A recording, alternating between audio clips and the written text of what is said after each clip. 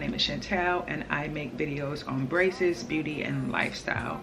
You guys, y'all like my frames. One thing about two things for sure, I'm gonna have on some blue light blockers, because we be on our phones so much, and baby, at this big old age, I don't do anything that raise my blood pressure, and I want to make sure my eyes can see everything that God has coming for me, okay?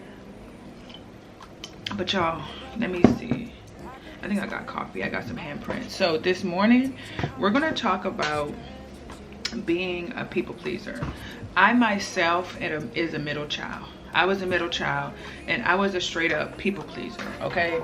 Like, I would put other people's needs before my own needs, and then I would get upset with myself when I was alone with my thoughts, and I was like, why are you doing this? Why did you go to that person's house? Why did you do that? For what? What was the purpose of that? And then I would get upset, but that person would have what they want. If they wanted me to pick them up, if they wanted me to go to an event with them, if they wanted me to sit down and eat at a certain restaurant, knowing daggone well I don't like gizzards, or I don't like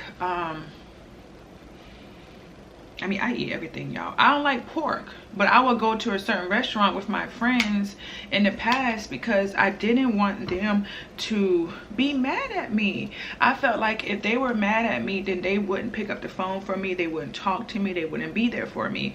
And I had to realize that that was not right. That was not right.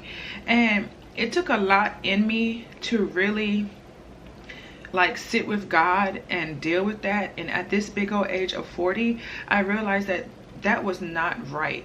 And I've been reading, go pick up this book. It's called Do It Afraid by Joyce Myers. I'm about to be done with it, and it's kind of bittersweet and sad because I've learned so much, and it was such an eye-opener. Getting my pens out.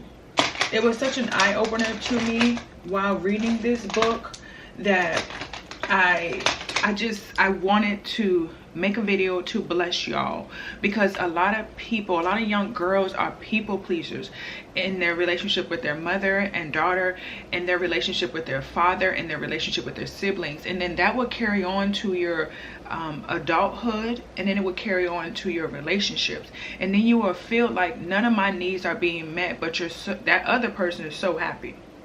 That other person is happy as heck, and you're over here like, you know what, oh, I just go do this, oh, it's okay. No, it's not okay. It's not okay.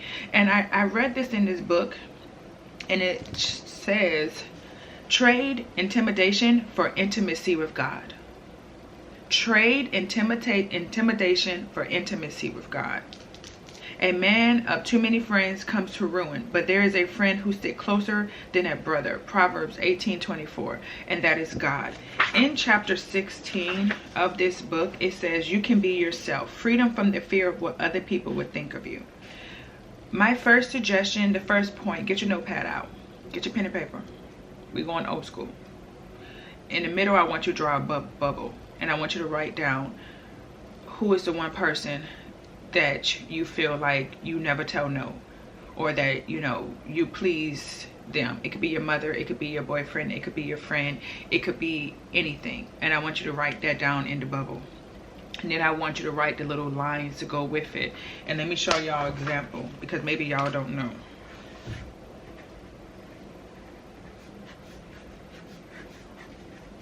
It looks like that. These are the things that fear is rooted in. You're gonna write some here, and some here, and you're gonna be able to look at that and see. I love when she said the plague of fear.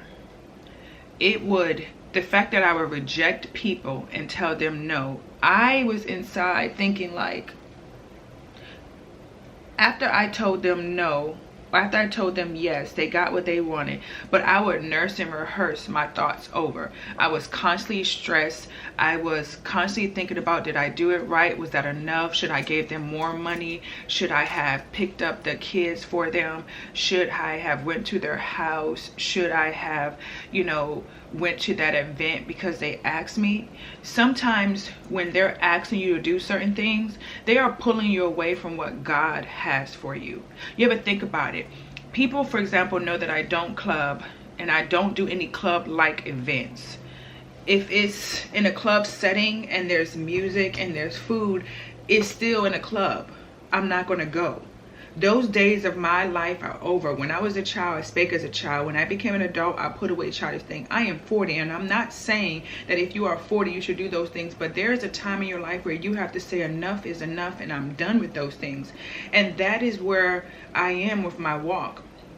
I'm done entertaining things, activities that pull me away from God.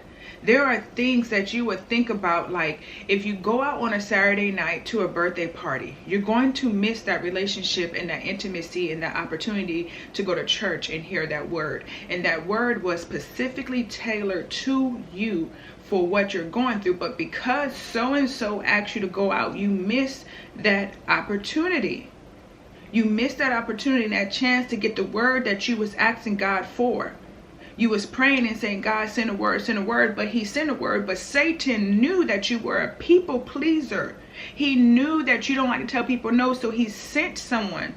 He orchestrated a plan and he sent someone to deceive you and keep you from getting to that word. And then you wonder why you don't dance. I love that little thing. You wonder why. Y'all, I'm a comedian. But you have to really get in control of your life. We're going to go and talk about some excerpts out of the book that I highlighted during the chapter. It says, don't miss God's best. God has a plan for each of us, and his very plan, he is actually the best planner. If we are a people pleaser instead of God pleaser, we will miss the best and end up settling for whatever people try to give us. God has a destiny for all of us. Sometimes he has assigned us to do for his kingdom. But in order to fulfill that destiny that's desired, we have to kill that desire to be popular, be liked, and be accepted. We will not be accepted while following Christ. We will not be liked by following Christ. We will not be welcomed by following Christ. It will be the total opposite. People are not going to like you because you took a stand and you have standards. No one's going to like you. Let me see what it says. I have found in my life that every time God was about to promote me to a new level of ministry, the devil came again with disapproval of people. I didn't want to lose in my life at the time. I suffered tremendously in the area until I finally realized that Satan was the one who orchestrated those attacks and efforts to keep me out of God's will. Sip your drink. Sip it. Let that ponder and marinate for a second.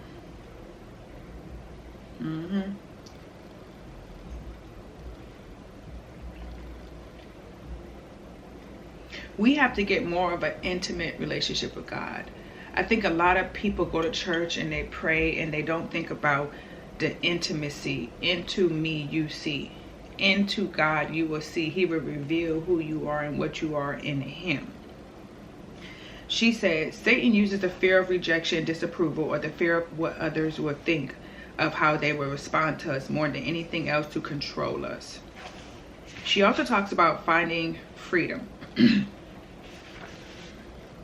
I remember one time she said she was reading a book that says 10% of all people won't like us no matter what we do. 10%. That's a big amount. She also mentioned, who was it? Moses, David, and Joseph. All of them had to deal with rejection, to deal with their assignment. So we were put on this earth to disciple. We weren't put here to acquire tangible things. We want the untangible things. And a lot of times these distractions and narratives will come into our life that will confuse us, to get us in our emotions, to get us. I remember I was calling someone and telling them about my about something good that happened to me. And I remember that I told this person, I was so excited to tell this person. And I used to be a people pleaser for this person. It has no gender. I'm not saying male or female. So y'all can stop trying to figure out who it is or what it is. But I called this person got on the phone, and we were talking, and immediately the devil came in and used this person to cause up strife, division. And this person mentioned what I was celebrating, and they threw me off subject, threw me off. I was crying by the end of the call. I was frustrating. I even was cussing by the end of the call. And that the devil knew that. I didn't make no content that day. I was upset. I stayed long hours in the gym because of what this person said to me. And I had to realize, like, I was no longer doing what this person wanted. I was no longer being available to this person. I was standing up for myself, and this person hated that. So the devil was like, no, I want to keep her in Lodabar. I want to keep her here. So I'm going to pull her back. I'm going to keep calling. I'm going to keep, you know, getting on her nerves, because I don't want her to put this video out. I don't want her to read. I don't want her to read. I don't want her to spend time with me. So you thinking of it as, oh, that person was just mad at me. But there was when you stop being a people person, there's a plan that the devil will orchestrate to get you back into how you used to be. Change is hard. Change is hard. Change is hard. And people don't talk about the things that you go through when you're trying to change. The friendships that you lose. The friendships that you lose. I remember one person, I haven't talked to this person in years, and they found me on social media. And me and this person went out and had lunch. And this person told me that I don't even talk like that on social media. That's not who I am. I was coming off as fake. And I haven't seen this person in probably 12, 13 years. So they remember me being one way. And instead of me getting angry and telling this person, how dare you attack me, how dare you judge me, and I didn't want to get offended by what they said, I went into prayer and I prayed about it, and I talked with my mentor. And I remember she telling me about, you know, you used to be available to all these people, and now that you're not available to these people, they don't like you. They try to mind grind you so that you can get back to doing what they want you to do, and you not doing what you need to do for the kingdom of God. Because either you're going to be a people person or you're going to please God. Pick a side and stay there. Either you're going to do what's right because it's right and have integrity, or you're going to live in this world and enjoy the fruits of this world. And I think it's hard. You have to remember, you will either be yourself, or you will try to be who or what other people think you should be. Only you can decide which it will be. Only you will decide when you are tired. Only you will decide when you realize enough is enough. There were times where I don't celebrate holidays any longer. I don't go buy a Christmas tree. I don't go to certain events that are around holidays. And a lot of my family members knew, like my daughter's birthday is in December, so we always celebrate December. But people were like upset that I wasn't doing that anymore. What do you mean that you're not doing this? And that's what we used to do. And I said, y'all, I'm not doing that no more. And y'all, family members, friends, oh, the friends, they were upset and angry. And I would sit in my room and cry and be like, God, I have no friends. God, nobody wants to hang with me. God, where is my community? God, why have you forsaken me? I felt like Jesus when he was on the cross, when he was like, Abba, Father, Abba, Father. I felt like that. And then I realized that God has a plan and a purpose for my life. And those people can't go with me, but they can watch me from afar. They can watch me from afar. And I really embraced that season of my life. And I really embraced be not having no friends and standing up for myself. I was like, yeah, you told them no, Chantel. And I felt good, and I didn't think about how they felt. I didn't think about how they received me. I didn't think if they didn't invite me out. I started going to dinner on myself, by myself. I started getting my nails done by myself. I started going to the beach by myself. I started having picnics by myself. I started doing everything by myself. And I was okay with that, and people seen that, and they was like, wow, I will make my content and I will go enjoy it by myself. I went to the beach recently by myself, and I was out there crashing waves with the people, random people I ain't know, laughing, having fun, baby, having fun in the water. Like I was Little Mermaid, baby. I was Ariel. You couldn't tell me nothing. And I had a ball, and I went and got ice cream by myself, and I sat in the car and I had a ball. And the spirit of loneliness didn't creep up on me. The spirit of rejection didn't creep up on me, because I've been in my word. I've been having intimacy with God. I've been reading. I've been praying. So those things can't affect me no longer, because I don't have someone here with me taking pictures. Baby, let me tell you something. I got this little sticky thing on my phone, and I take my own pictures and I post. And I tell people all the time, I have social media because it's a biography. It's my biography. It's through my lens. It's through my lens. You're going to see what I want you to see. No one's going to tell my story for me. I'm my own voice. I have my own mic. And I love that I am no longer a people pleaser. At this big old age of 40, my no is no. That is a response. Oh no. So what's the weather like? And people hate it, honey. Oh, I called you. Oh, I was busy. What's up?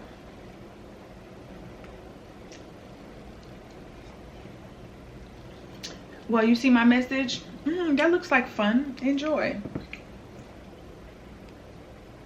Because those things no longer serve me. In that season, it served me. In that season, it was everything I needed to be, and then some. But in this season, I have to. And y'all, look, tell me this not cute. I told you I'm a girly girl. This is so freaking cute. I have the actual cup that matched this, but I like this. Like this. That's just freaking cute.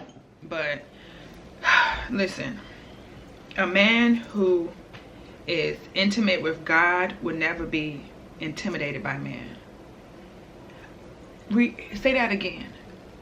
A man, if you are intimate with God, you will never be intimidated by man. You will never be intimidated by what man can say or do to you. Because you know God is in control. God loves you.